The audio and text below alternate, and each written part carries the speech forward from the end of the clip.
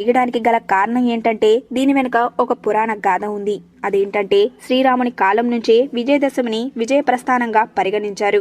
శ్రీరాముడు ఈ రోజే రావణుడిపై దండెత్తి వెళ్లాడట. అందుకే ఈ రోజున రావణాసురుని దిష్టిబొమ్మను తగలబెట్టే సాంప్రదాయం ఏర్పడింది.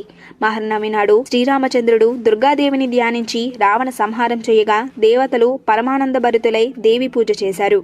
నాటి నుండి ఆశ్వయుజ శుద్ధ పాడ్యమి మొదలు నవమి వరకు దేవీ నవరాత్రులను 10వ రోజున విజయదశమిని జరుపుకోవడం ఆనవాయితీగా వస్తుంది. రాముడు రావణి మీదకు దండెత్తిన రోజే విజయదశమి అని పండితులు చెప్తుంటారు.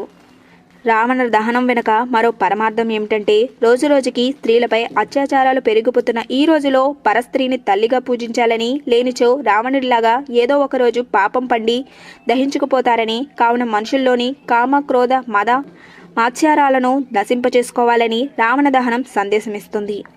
దసరా రోజున రావణ దహనం చేయడానికి గల కారణం ఏంటో తెలుసు.